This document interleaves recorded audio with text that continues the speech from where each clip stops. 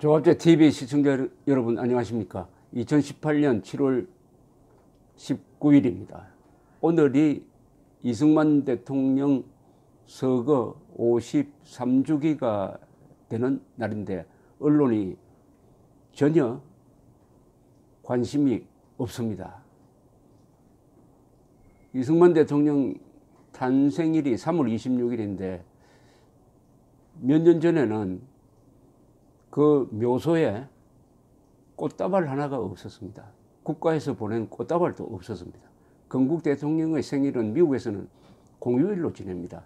더구나 어제 7월 18일은 남아공의 만델라 지금 서거했습니다만은 만델라 대통령의 탄생 100주년이었습니다. 그런데 유엔이 만델라 대통령의 생일을 기념일로 정했습니다. 그리고 어제는 100주년 행사니까 아주 세계적으로 거창하게 벌어지고 오바마 대통령 전 대통령까지 남아공으로 가서 아주 감동적인 연설을 했습니다. 그런데 이승만 대통령이 만델라보다 못한 사람일까요? 세계사적인 의미에서 저는 결코 그렇게 생각하지 않습니다. 20세기의 위대한 지도자 12명을 제가 한번 뽑아본 적이 있습니다.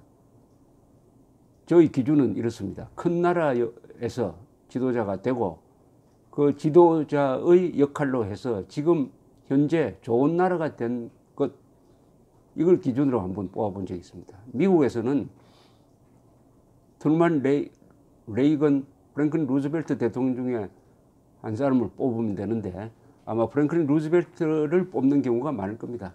2차 세계대전을 승리로 이끈 분이죠. 영국은 처칠, 그리고 프랑스는 2번 프랑스를 구한 드골, 독일은 아데나워, 중국은 등소평, 일본은 전후에 일본을 민주화로 이끌면서 경제 재건을 이룩한 요시다. 인도는 네루, 큰 나라입니다. 이렇게 꼽아봤습니다. 그리고 이슬람권에는 근대화 개혁에 성공한 터키의 케말 파샤. 남미에서는 꼽을 사람이 없더라고요. 남미에서는. 또 아프리카에서는 역시 만델라죠. 만델라. 수십 년 동안 감옥에 갇혀 있다가 나와서 흑백 문제를 정리를 하고 흑인들이 정권을 잡는 과정에서 백인을 탄압하지도 않고 지금 공존하고 있는 정치 보복을 하지 않는 이 만델라가 이렇게 치면은 한국에서도 한 사람 나와야 되죠. 뭐냐? 한국이 지금 성공한 국가라든지 국가 랭킹에서 다 10등 이 안에 듭니다. 그러면 한국을 대표하는 지도자는 이승만, 박정희 중에 한 분 나와야 되는데 저는 이승만이라고 생각합니다. 왜냐하면 우리가 지금 이승만 시스템 속에서 살고 있습니다. 이승만이 만든 자유민주주의, 시장경제, 그리고 한미동맹, 이게 대한민국의 거대한 문명을 건설한 조건이었습니다. 그 조건을 만든 분이죠. 그렇다면 이승만이 만델라에 비해서 모자란 점이 없습니다. 더구나 이승만 대통령은 6.25 때 남침을 당했습니다. 남침 당했을 때 주한미군 없었어요. 한미동맹 없었어요. 남침 당했을 때 그때 김일성 편에 선 사람이 누구냐? 김일성, 모택동, 스탈린이었습니다. 세계 최강의 육군이 뒷받침하는 김일성의 불법 남침에 맞서가지고 대한민국을 지켜내는 사람이 1대3으로 맞서서 지켜낸 사람이 바로 이승만이었습니다. 이승만이 맞서니까, 국군이 맞서니까 트루만 대통령이 미군 파병을 유엔군 기치하에 미군 파병을 결심할 수가 있었습니다. 그때 이승만이 맞서지 않았으면은 일주일 안에 대한민국은 적화되었습니다. 적화되었으면 여러분들은 지금 김정은 치하에서 살면서 평균 신장은 지금 우리 수준보다 한 10cm가 짧고 평균 수명은 한 70년 되는 그런 세상에서 살고 있을 것입니다. 그게 헬조선이죠. 헬조선. 그런데 이승만, 박정희가 발전시킨 이 나라를 헬조선이라고 저주하는 사람들이 지금 집권 세력 또는 집권 세력 친위부대 역할을 하고 있습니다. 그러니까 이승만 대통령의 53주기가 이렇게 흘러가고 있습니다. 이승만 대통령이 1965년 7월 19일에 체류주의 중이던 하와이에서 돌아가셨을 때 연세가 90세였습니다. 23일에 유해로 귀국하였습니다. 그리고 7월 27일에 국립묘지에 묻혔습니다. 흔히 이승만이 하와이에 망명했다고 쓰고 있는데 이건 사실과 다릅니다. 4.19 직후에 국내가 혼란하니까 당시에 허정 과도 정부의 수반이 좀 시끄러운 게 잠잠해질 때까지 하와이에 좀 갔다 오십시오 해가지고 하와이로 간 것이지 뭘 피해서 간 게 아닙니다. 이승만 대통령은. 가 있는 사이에 국내 사정은 더 어렵게 되고 더구나 61년에 군사혁명이 일어나니까 오기가 힘들었는데 본인은 오시려고 했어요.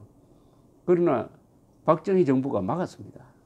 그래하여 이분이 해외에서 돌아가셔가지고 시신이 되어서 한국으로 왔습니다. 한국에 와서도 또 장례를 두고 장례 문제를 두고 이렇게 논란이 있었습니다. 4.19 혁명 이후에 하야한 거 이걸 투입 잡아가지고 독재자다 이래가지고 왜 당연히 국장 또는 국민장을 해야 되는데 이렇게 반대가 있으니까 유족들이 고인의 뜻에 따른다면서 가족장을 선택을 했습니다. 가족장. 물론 박정희 정부가 국민장 수준의 예를 갖추게 한 것은 인정해야 됩니다. 그러나 공식적으로는 건국 대통령이 국장도 아니고 국민장도 아니고 가족장으로 묻혔습니다. 가족장으로.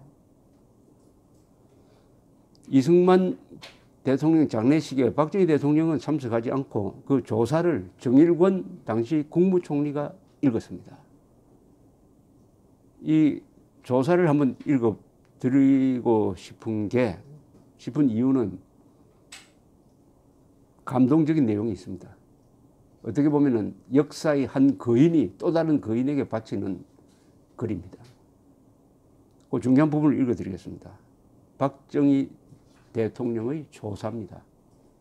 어쨌든 박사께서는 개인적으로나 민족적으로나 세계적 비극의 주인공이었던 것을 헤아리면 충심으로 뜨거운 눈물을 같이 하지 않을 수 없습니다만 그보다는 조국 헌정사상에 최후의 십자가를 지고 가시는 어린 양의 존재가 되심으로써 개인적으로는 한국의 위인이란 거룩한 명예를 되살리시고 민족적으로는 다시는 이 땅에 4.19나 5.16과 같은 역사적 고민이 나타나지 않도록 보살피시어 자주 독립의 정신과 반공투쟁을 위한 선구자로서 길잡이가 되어주시기 바라는 것입니다.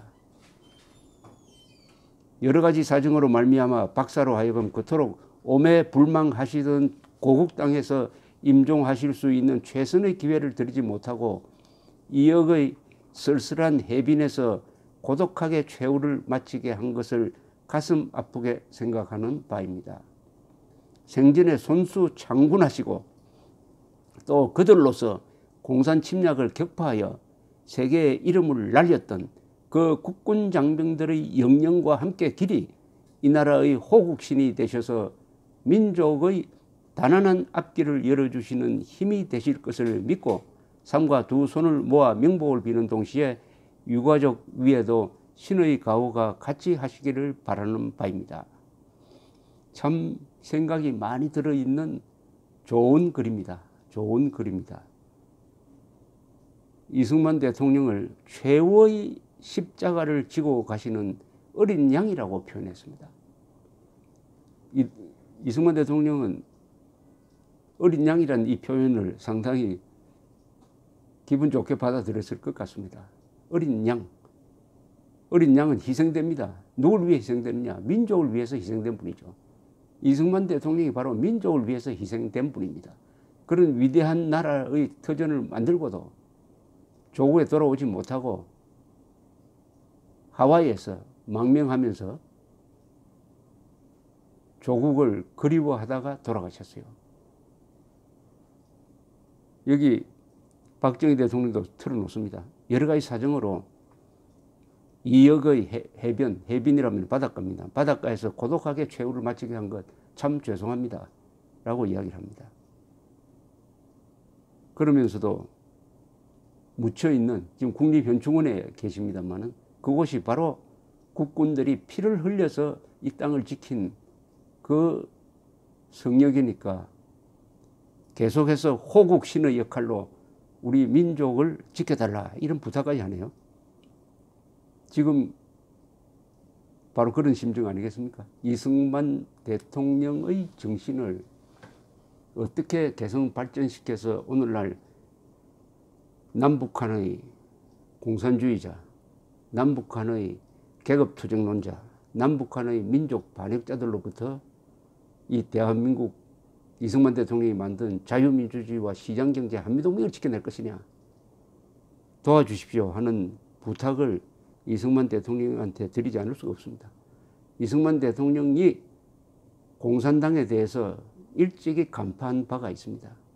그 전략 전술을 우리가 그것을 현대화해서 쓰면은 우리는 남북한 공산주의자들의 음모를 저지하고 자유를 지킬 수가 있습니다. 이승만 대통령은 공산주의를 절대 악으로 보았습니다. 공산주의는 호열자와 같다. 인간은 호열자와 같이 살 수 없다. 그리고 공산주의자를 가짜 평화주의자라고 봤습니다. 무조건적 평화주의자는 간첩과 같다 했습니다. 그리고 공산주의자를 민족 반역자로 규정을 했습니다. 소련을 위해서 영혼을 판 자들이라고 했습니다. 또 공산주의자들을 분열주의자로 정확하게 파악을 한 분이 이승만 대통령입니다. 그러면 그런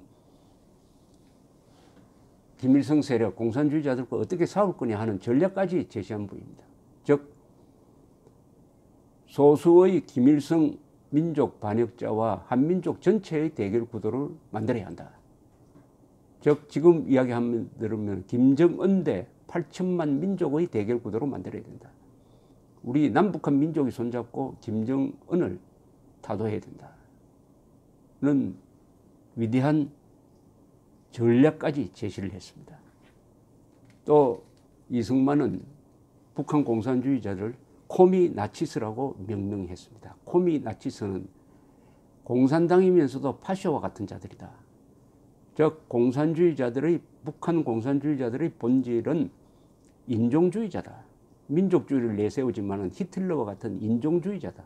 인종주의와 계급투쟁론을 결합시킨 인류 역사상 최악의 부도덕한 집단이다 하는 규정을 한 이승만, 그분의 정신을 어떻게 하면 오늘에 되살릴 것이냐.